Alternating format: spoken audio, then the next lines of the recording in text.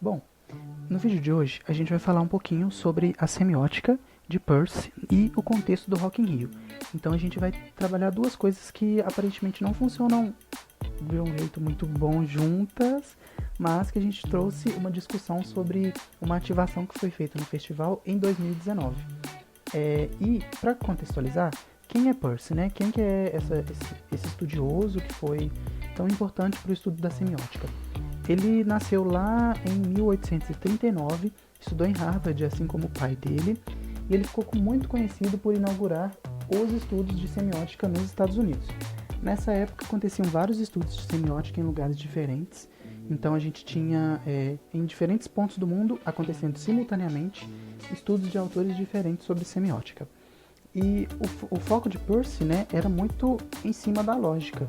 Ele defendia muito os métodos de raciocínio lógico como ciência, como que ele poderia tomar isso como base para explicar fenômenos do mundo que eram diversos. E além disso, o Peirce, que é esse da fotinha, ele sempre se interessou por vários temas, dentre eles muitos das ciências exatas, mas também alguns das ciências que não são exatas, como a gente destacou aqui, a questão da linguística, que foi fundamental para ele trilhar um caminho na semiótica também. Então, além disso, né, a gente também cita a psicologia, dentro das áreas exatas a gente tem a física e a biologia, assim como a matemática, que serviram para o Peirce ele ser... Bom, se a gente for definir ele um meme, qual meme seria? Este. Porque o Peirce ele era uma pessoa que demonstrava que ele tinha diferentes conhecimentos, diferentes capacidades, e ele conseguia sistematizar um pensamento lógico dessa forma. Então é importante a gente definir como que o Peirce ele conseguiu sistematizar isso tudo e trazer isso para o lado da semiótica, porque a partir disso, né, o que nos conta a semiótica dele, então, é uma semiótica que tem como base um sistema filosófico, porque ele entende que o sistema filosófico é parte de um sistema de ciência. Ele está dentro da ciência da descoberta, como a gente já viu, né, na teoria de Peirce, e a filosofia está dentro ali da descoberta, daquilo que é uma coisa que a gente usa para explorar o mundo.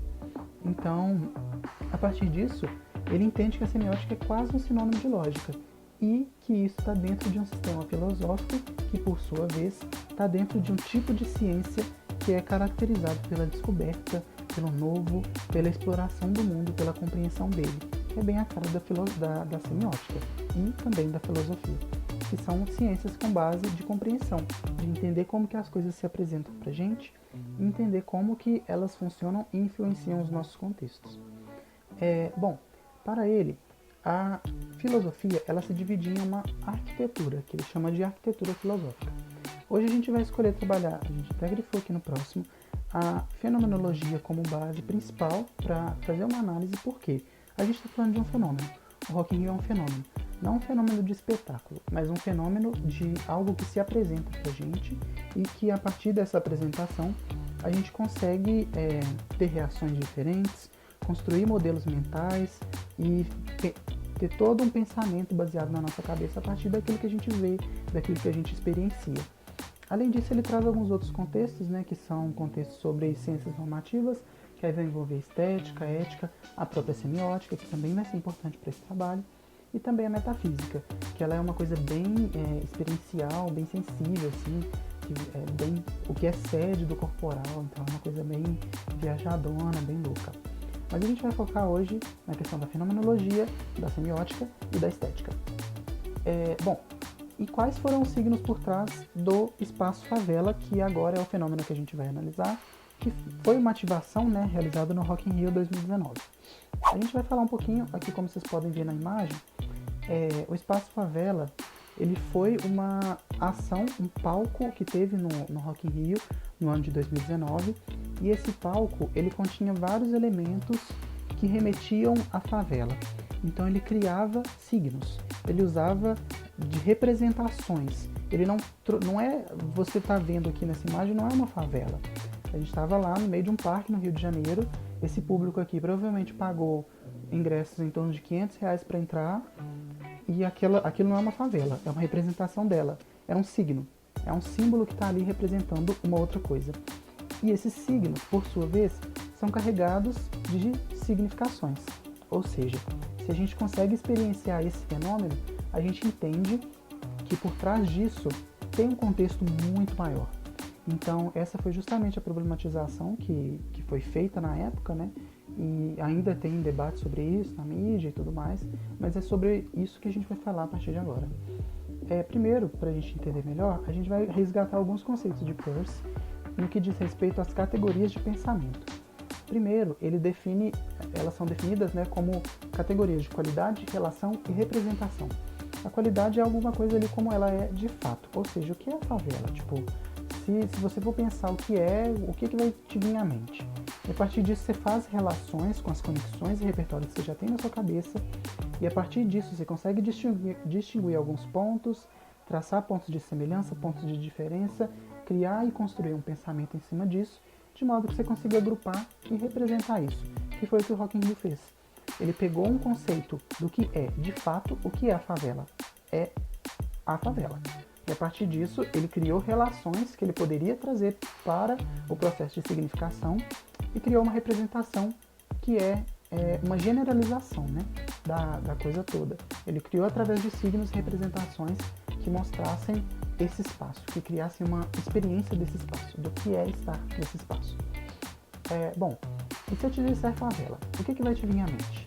Provavelmente vão ser muitos argumentos ali, muitas imagens, muitas coisas que já estão repertoriadas, que estão muito ligadas à sua experiência, aquilo que você já viu, aquilo que você já viveu, que você consumiu. E a gente colocou algumas imagens de comparação, por exemplo, para o Google. Essas fotos são a resposta. Se a gente compara essas imagens que já estão repertoriadas para o Google, que já estão repertoriadas na cabeça de muita gente, com as imagens que o Rock in Rio trouxe, a gente consegue sim identificar muitos pontos de semelhança. Então, em parte, o Rock in Rio conseguiu trazer e conseguiu criar uma significação que realmente representasse o pensamento de qualidade. Ou seja, ele trouxe a partir de um modelo geral o que é uma favela para ele. Porém, houve um debate muito grande sobre isso e sobre se essa representação não ficou rasa. A partir disso, a gente vai discutir agora alguns conceitos de Peirce sobre primeiridade, secundidade e terceiridade. Eles são meio que conceitos de quanto mais fundo você vai, mais você consegue refletir sobre aquele signo, né? Então, sobre a primeiridade é um signo mais raso, ou seja, foi essa justamente a crítica ao Rock in Rio, que ele tinha focado muito na questão da primeiridade ou da secundidade, porque ele ficou muito num conceito raso da favela. Ele trouxe estereótipos.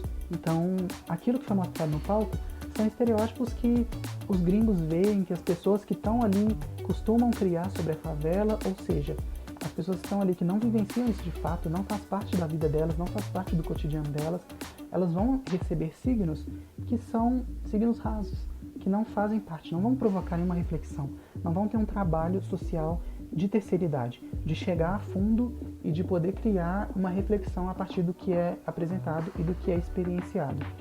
E o Rock in Rio propôs isso. Eles criaram, através de som de helicóptero, que foi muito criticado, porque trouxe a questão da violência das favelas.